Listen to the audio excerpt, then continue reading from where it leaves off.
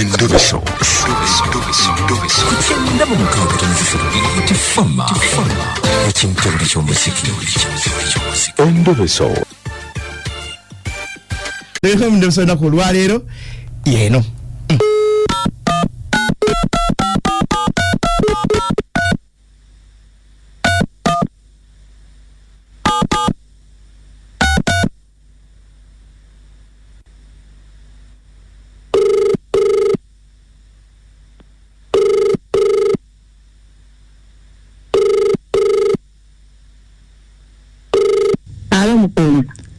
Amanya ne dobozi ze bampita mukuja mu program sisimuka wano mu Endobeso wangamye nkukubireko. Anti mukuja na benku gamba.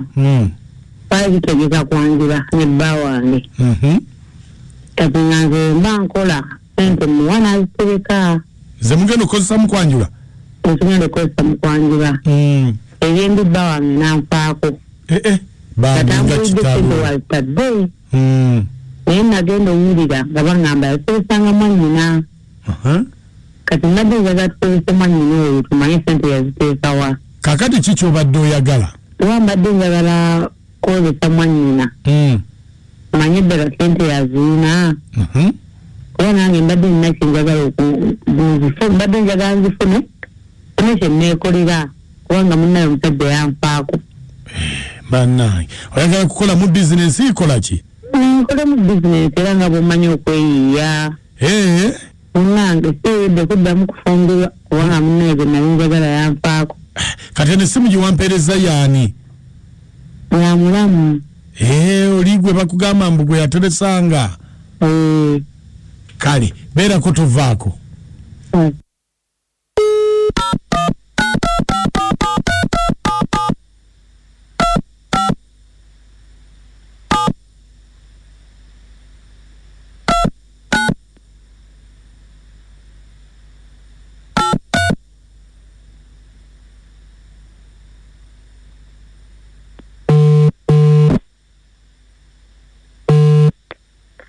Hello?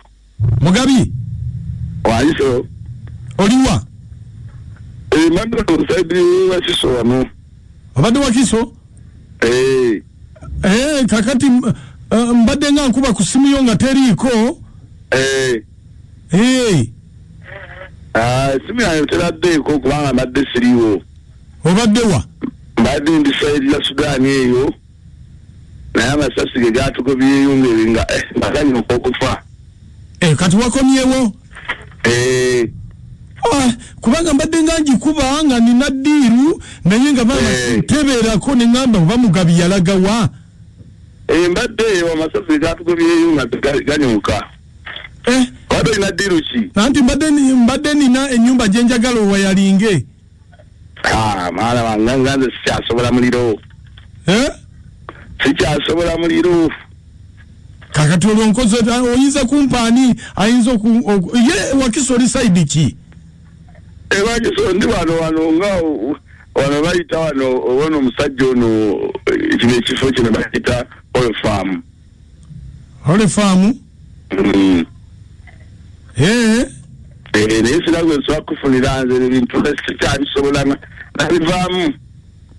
Kakati ebyuma ebyali bikola no bimpe nfuna nkolera. Ebyuma? Ebyuma nabyo simanyidde biri kati obifuna kikyangu. Nyabo? Yogerako naye wuuyo. Nomundekera abaana ne mukazi gwe bakunesonyiwa olina musirusiru nga lwaki nkwesonyiwa olaba akulaga amalalo ndi bwe unafa amalalo kasitawagala akatwala ye abaana kisajjako totegererako ddala abadde bakyakola bintu ebyo ne weegaana abaana ababo mukazi gwe nesonyiwa ddala tegeera kisiraani gwe wabula natomera olabagamba ninafa kasita amalalo walaba wetwalayo abaana kirabika bakunyigisa nakaleega kisajja kukono tegeera wabula natomera sirusiru bagambye nafa ate era okyanfunira kirabika bakunyigisa nakaleega bamugamba yafa ate mulira kubulire nkubulire jingo omuntu abakazi nze mbagamba nnyo buli wosoma sayini omuntu nga takwetaaga mu bulamu mwesonyiwe sigala nti batakwetaaga abakwetaaga naye oluusi mumuleetera okwebika ffente anti kati ono omwami amugambye bakugamba nafa ndeka kitegeeza takwetaaga bw'oba oyina abaana kubanga mwenna 5-5 labirira abaana bo owewonye stress kubanga gy'onookoma okuyombagana n'okwerega n'endwadde ze zijja okukulumba naye weerabirire bw'olya bulamu bwo okolera abaana bo life moves on nsajja yeebika naye ate amaze n'ayogera nga mulamu tere talina wamuluma tazirikanganako kale munafane kulayini bakukyoteesa ku nsonga eno alo bwana Jingo ye haji kandi mwebale kutuweereza kale taata agamba kinna kakyo n'amooti bulungi ssebo bannange nsabire ko bawulizaako essebo amannya nze Haji Kasule Rashidi nga mbeera Kabowa ye bannange mbadde kirangaliko mayiti ekuba singa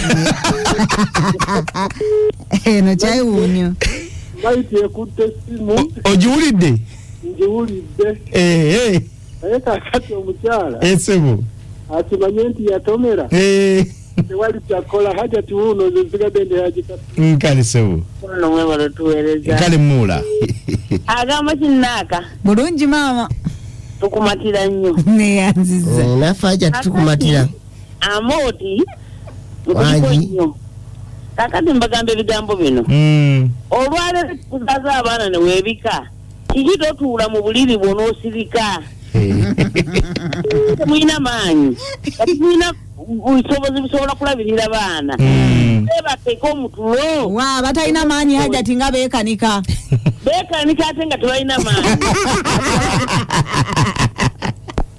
amagezi kangawe banyinaze bange nti enkoko tekusinga bwongo enkoko ensajja bwemala okukola ogwayo enkyala ng'erabirira abaana baayo bw'owulira ng'omusajja takwetaaga labirira abaana takulira abaana bo lw'omwota mutya bashavire kyati bisanto sikene kwavera n'ensano mu kiruma amasaka atesiza bulungi nnyo tufaanaganye abasomesa Ssente amukwano bamadzayo maya naye nze bwebagamba nti baakubika nkubikira ddala abaana mbagamba nti wafiira ddala n'omusika n'afa webaletweza emikwano nze mamadzayo maya tweze tuyanzige amoti n'omusika naye yafa abakazi balina obusungu oliko bitfama radio number 1 enziguzi newemba ku mulimu newembeera waka newembeera wa mbeera ku Beat FM wembeera waka newadde ku mulimu mbeera ku Beat FM senga njagala ennyimba ezinyuma ntega beat yokka sikwata ndalo kitegeera bitfama